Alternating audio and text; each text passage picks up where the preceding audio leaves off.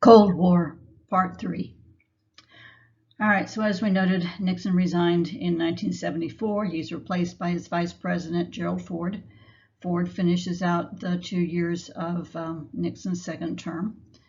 There really aren't any defining events in the Cold War that occurred during Ford's time in office, so we will move to his successor. In 1976, as we noted earlier, Jimmy Carter defeats Gerald Ford to become president. And Carter's role in the Cold War is interesting. He will meet with his Soviet counterparts, Leonid Brezhnev. He and Brezhnev will draft new SALT agreements, strategic arms limitations treaties, to continue the work of trying to keep nuclear weaponry and the numbers of nuclear weaponry under some kind of international control.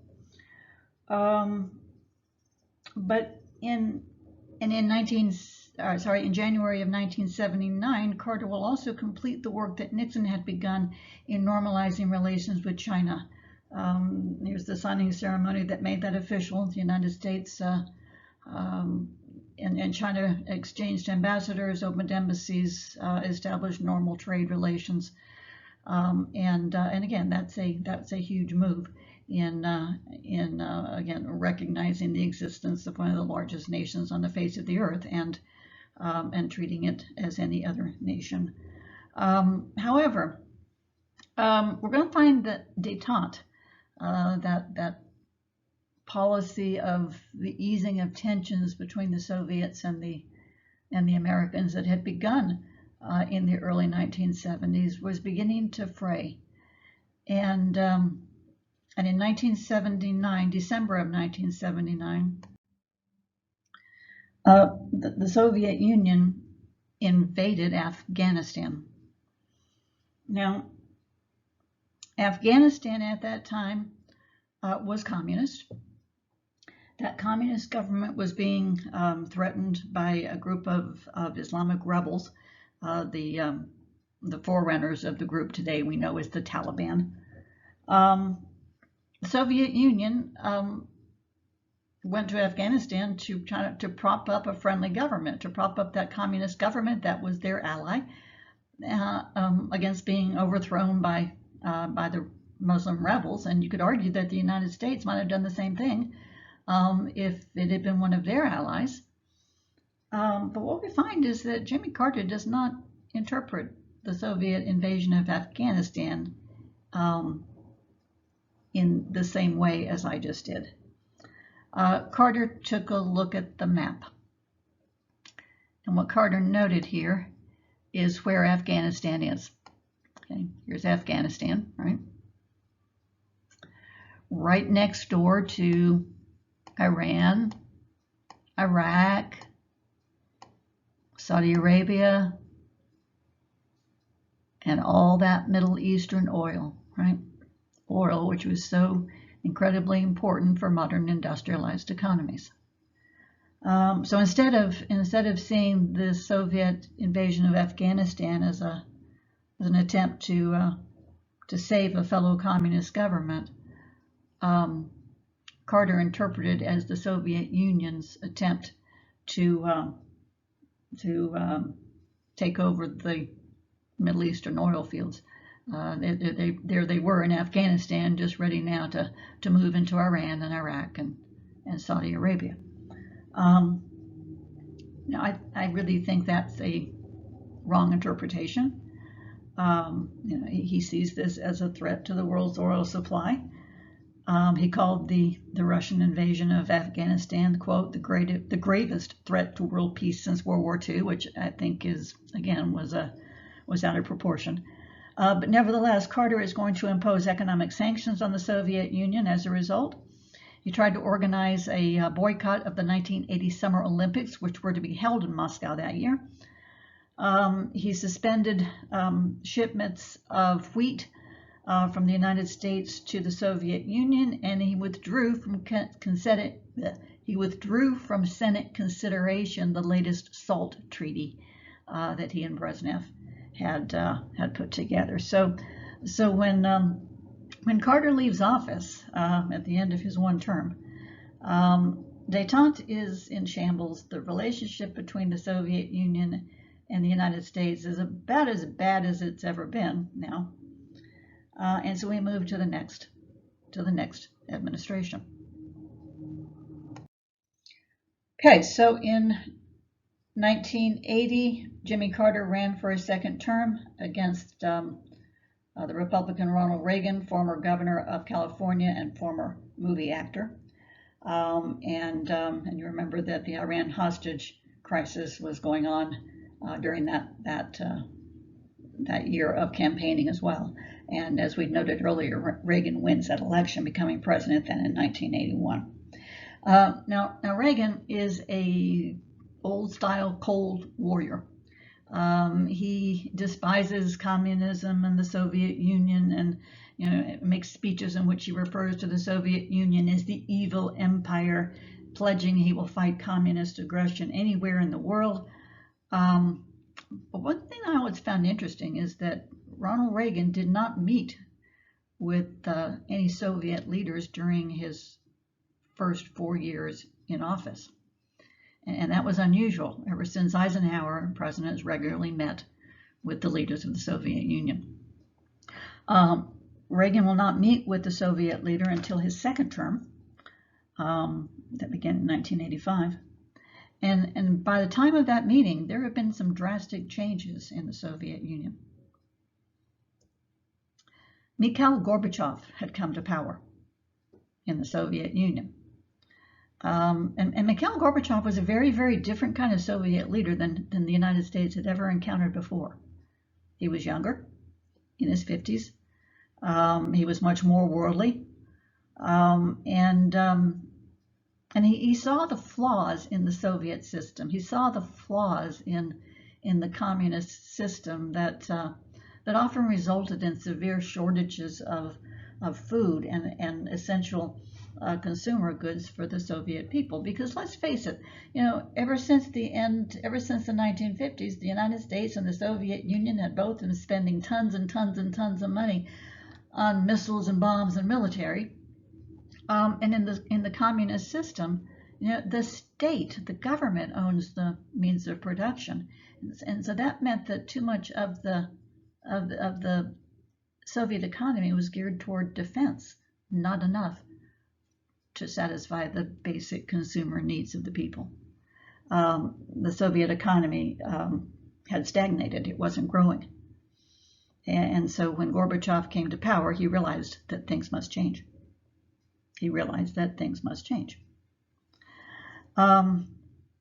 Beginning in 1985, Gorbachev is going to institute a couple of important reforms in the Soviet Union. And here you get to learn a little bit of Russian. The reforms are these: perestroika, which translates to economic restructuring, and glasnost, which means openness. Perestroika and glasnost. Now, perestroika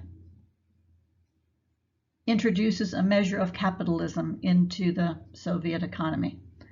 Private businesses will be allowed to be established and operate. More and more of the economy will be will not be under the control of the Soviet government. It'll be under the control of, again, entrepreneurs and people who want to open restaurants and clothing stores and all the rest of it. And glasnost, openness, introduces new personal and political freedoms to the people of the Soviet Union. Free speech, freedom of the press, the freedom to worship publicly. Churches had been pretty much shut down since the Soviets had gained control back after World War I, and now people were free to go to church openly, to speak to be critical of their government if they wish to. Newspapers are going to really begin to investigate and report truthfully about things that were going on in the Soviet Union. But Gorbachev also realizes that if these reforms can succeed in changing the Soviet Union, the Cold War with the United States has got to end. The Soviet Union just cannot afford to plow all those billions of dollars or rubles into defense spending. He's got to figure out some way to end this Cold War with the United States. So let us just note that historians internationally agree that Mikhail Gorbachev is the political figure who does the most to end the Cold War. Mikhail Gorbachev is the political figure who does the most to end the Cold War. So let's take a look. Again, if Gorbachev's reforms of perestroika and glasnost are to succeed, he's got to figure out a way to end the Cold War, to be able to direct some of the money in the Soviet economy, not to missiles, not to bombs, but to the needs of the people, consumer goods, etc. So let's take a look then at 5 things that Gorbachev and the Soviet Union will do over the next few years, in a sense to signal to the United States their willingness to end the Cold War. That in a sense, they don't want to play this game anymore. Right? So what are the things that they're going to do now to indicate their desire to bring this conflict to an end? 1. Gorbachev reduces Soviet economic aid to developing nations. Now, both the United States and the Soviet Union gave lots of financial assistance to developing nations in order to help make them into allies. If you're giving a lot of money to a small developing country, they're going to be likely to be your friend, right? And this is one way that both the Americans and the Soviets secured allies around the world. But Gorbachev will reduce that aid to the Soviet allies, like Cuba, for example. They simply could no longer afford to prop up those developing nations, and so, in a sense, they're beginning to allow their allies, kind of push their allies out of the nest, as it were.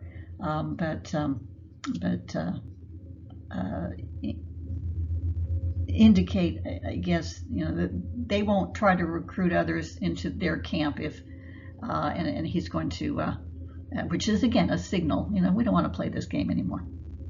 Second, Gorbachev will actively seek new arms control agreements with the United States, and we will see him meeting with Ronald Reagan and later George H.W. Bush as presidents to hash out new SALT treaties, strategic arms limitations treaties, and significant treaties that specifically committed both countries to destroy a lot of nuclear weapons, thousands of nuclear weapons on both sides, which of course greatly reduces the chance of nuclear holocaust.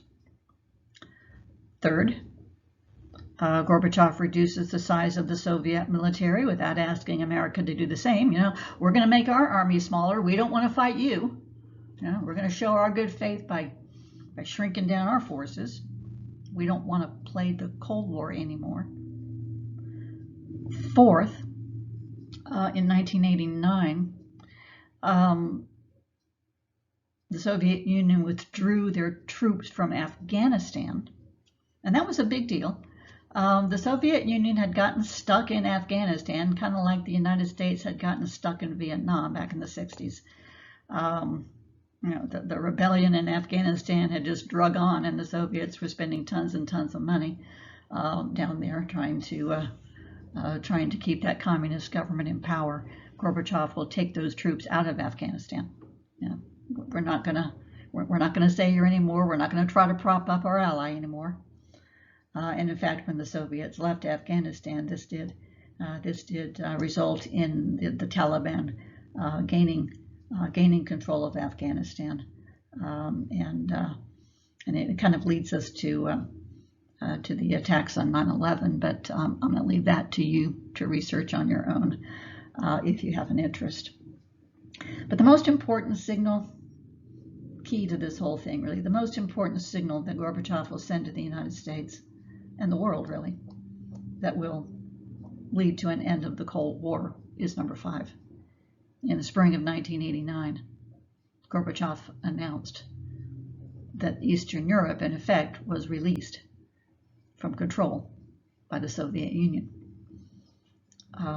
He releases Eastern Europe from Soviet domination. And again, this is so important because in so many ways, this is how the Cold War had begun, right? After World War II, when the Soviet Union established those communist puppet governments in Eastern Europe and those nations they'd occupied, this is what really is one of the major things that begins this conflict between the United States and the Soviet Union. By releasing Eastern Europe from Soviet domination, by allowing Eastern European governments to go their own way if they choose. You know, he tells them essentially, okay, you can, if you don't want a communist government anymore, we're not going to stop you from changing it. You know, previously, if there'd been a rebellion, say in Czechoslovakia, the Soviets would send in their tanks and their military might, and get those Czechs back in line. Gorbachev said, we're not going to do that anymore. You're free to create any government you wish. No longer will the Soviet Union try to keep you communist. And so in just a matter of months after that announcement, communist governments in Eastern Europe began to fall. Poland, Hungary, Czechoslovakia, Romania. Free elections were held. And democratically chosen governments were established in Eastern Europe. In November of 1989, the Berlin Wall falls. And again, that wall had divided West Berlin and East Berlin, East Germany, since 1961. With anyone who tried to get over it and escape into West Berlin, captured or tortured or killed. But on November the 9th, 1989, the people of Berlin, with their pickaxes and their hammers, they began to start tearing down that wall. They began to celebrate on the top of that wall, bringing their friends and total strangers over the wall to freedom. This was televised around the world live. Cable TV was omnipresent by now. I remember watching it, and I remember thinking that this was a sight I'd never expected to have seen in my life. A year later, in 1990, East and West Germany reunited. One nation again. The two Germanys back together under a democratic government with its capital now again in Berlin. So, this really marks this is one of the main points in which people began to say the Cold War is over. The divisions in Europe have been healed. No longer is there a communist East and a democratic West. It's one Europe again. No longer is Germany divided. No longer is there a communist East Germany and a democratic West Germany. It's one Germany. And Berlin itself, also healed. One city. Capital now of a new, reunited Germany. Now, Soviet Union tries to hang on for a couple more years as a nation, but with communism falling in so many places now around the world, with it simply no longer was a viable option for the people of Russia. I mean, the people of Russia wanted a democratic nation.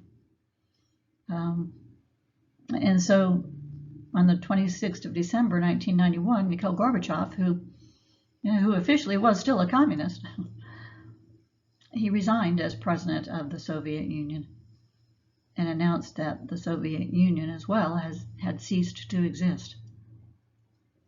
The Soviet Union was dissolved, replaced by now the Russian Federation. The flag here of the Soviet Union replaced by the flag of Russia. And a lot of the smaller Soviet republics that had joined with Russia to create the Soviet Union also began to break away and form their own governments as well. This marks the true end of the Cold War. No longer are there two superpowers kind of battling it out for dominance. The Cold War was over. And in a sense, that chessboard that I may have mentioned earlier, where you've got this big, geopolitical game being played with one side making a move and the other side making a move. In a sense, that chessboard would have to be reset now. A new game would begin. We're still living that game. It's been 30 years since the reunification of Germany. Almost that long since the Soviet Union ceased to exist. And as George H.W. Bush, president at the time, said, we had entered a new phase of history, a new world order. In a sense, history took a sharp turn away from what it had been, and the world set out on a whole new path and a whole new structure that we're still trying to decide, that we're still trying to work with. Nations rise and nations fall. There continue to be wars, terrorism, pandemics, as we know.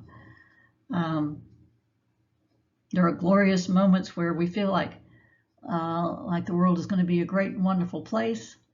I felt that way when Barack Obama was elected in 2008. And there are other times in the world where we feel like everything is falling apart. And so with that, History 1302 comes to an end. Your final exam will be available starting Monday, the 4th of May, and will be accessible until the end of the day on Wednesday, the 6th. Thank you for your attention in this course, both in person and online. It's been a weird semester, but we've made it through. Thanks a lot, and be well.